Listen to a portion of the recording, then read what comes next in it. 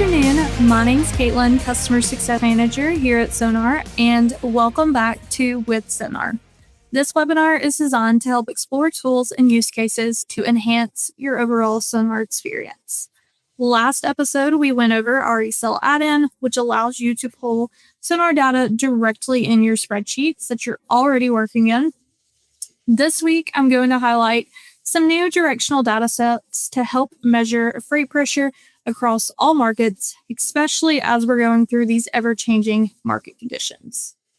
These data sets can be viewed in the chart or the map function at the top of your screen. Now, these will just be a quick reference point. Anything you're going to want to save and reference time and time again, I would recommend building out through your My Dashboards. And I have already built out a page with these data sets that I will link in the description box below. So if you already have a SONAR login, you can just click that link and it will save in your My Dashboards. Now I'm going to start off with our weighted rejection index. This is not a new data set by any means. We've had this in SONAR for a while. However, we have updated that you can now view this indice by van or reefer. So if you really want to drill into those market conditions by your specific mode, you now have the ability to do so. I have this pulled up for van specifically, and what this is looking at is the weekly change in the tender rejections as well as the overall market size, so our tender market share.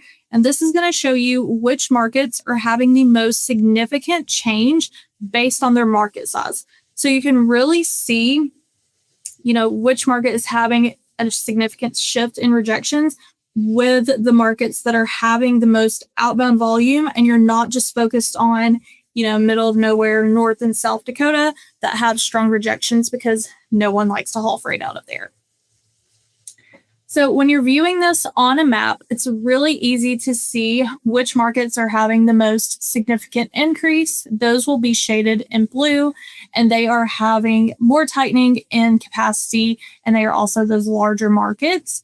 And then those markets that are easing in capacity are going to be in red, and the darker the color, the more significant the shift. So if you're a broker, for example, and you log in and you're looking at maps and seeing what's going on in the market today, if you are showing a ton of markets dark blue, and those are markets that you're heavily operating in or you have a lot of available freight in, you want to work to get those off the board first if you have available shipments in those markets, or if you are looking at spot opportunities in those markets and they're shaded dark blue, you want to make sure that you are marking up your margin accordingly to make sure that you can cover that at a profitable rate.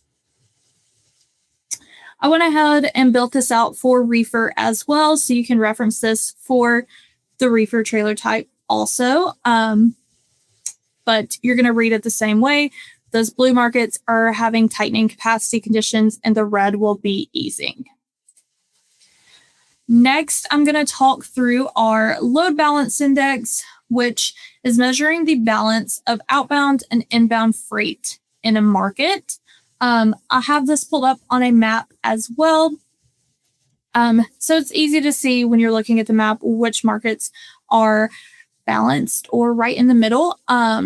You can also break this down by trailer type as well as length of haul if you want to get really specific with your book of business. So as I said, this is going to allow you to see how imbalanced a market is, and based off that imbalance, how do you need to price or negotiate accordingly? The markets shaded in blue are going to be those positive markets where outbound volume is greater than inbound volume, and these markets are going to be in favor of the carrier. The darker blue markets, the carriers have more freight to choose from, so they're going to hold that pricing power because they know if they don't get a shipment from you, they have about 5 other shipments that they can choose from that they can really pick their rate. Now, the markets shaded in red are going to be negative, and those are going to be your backhaul markets. So that's going to be where there's more freight delivering into that market than coming out. So those markets are going to be more in favor of the shipper and broker because carriers don't have as much optionality in those markets. They may give you some pushback about delivering into those markets because they will have trouble finding loads out. However, as a shipper and a broker, those are the markets where you can work to drive down your rates. So for example, if you are picking up out of a red market and you're delivering into a blue market, that is your perfect shipment from a shipper and broker perspective, because not as competitive, finding your capacity out of that market, and they're delivering into a market that they know they're going to make more money. Next, we have our average tender market share. And this data set is measuring the volume of tendered loads in each market in relation to the total tendered load volume across the U.S. So, for example, if you have all 135 KMA markets and those add up to equal 100%, this indice is showing you how much each market makes up of that 100% based off their outbound volume. So think of it as specifically measuring how much of the total network's tender activity is concentrated within a specific market. Now, it's really easy to view this data set on a map because the darker the blue, the more significant the market size. So when you have this on a map, you can easily see which markets are gaining or losing overall market share, where markets are having a demand shift before you're seeing that impact on your rates, as well as maybe some new markets that you want to target based off those that have the most margin or most volume shipping out of there. Because if there's more volume out of these markets, then it's going to have more potential opportunity for you to solicit that new business. Now you can view all of these data sets within a chart, heat map. Totally personal preference. I know maps just translate really well in the transportation market. Lastly, I have our diesel cost per mile. So this is providing a clear view of how fuel price movements translate into real transportation cost. You can view this on a national level if you want to look at those really high level trends and see how fuel cost is trending. Or you can view it on a map or drill down to a market level to really see what that carrier's fuel efficiently looks like on a market-to-market basis. So we are calculating this data set looking at the diesel truck stop actual price per gallon, and we're dividing it by the estimated carrier truck fuel efficiency. So you can really see what a carrier's operating cost looks like from a fuel aspect, how fuel is impacting that cost, and which markets are having the most impact with the cost increase currently. So again, on the map, you can really easily see the areas that have the most significant change.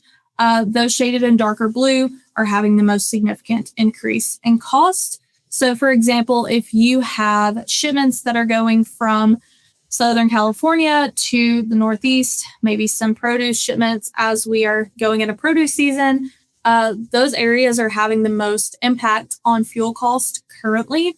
So think of that when you're having those carrier conversations.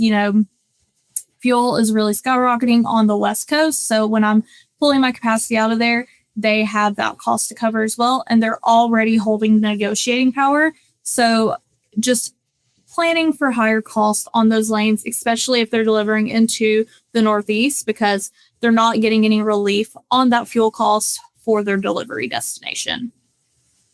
But this is a great data set to help you monitor that transportation cost inflation.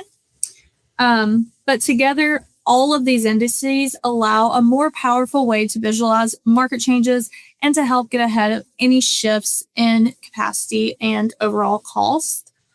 All of these data sets are available within your enterprise logins and can be viewed through the chart or the map that I mentioned again.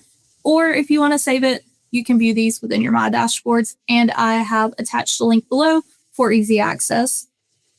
If you have any questions on these, or if you want to talk through them further, you can reach out to your account manager or cs@WithSONAR.com. We would be happy to help. And as always, thank you so much for hanging out with me again this week. I hope you enjoyed this week's episode of WithSONAR. If you have any requests for what you would like to see on future episodes, you can leave them down in the comments below. And Hopefully you'll come hang out with me next time. Have a great one.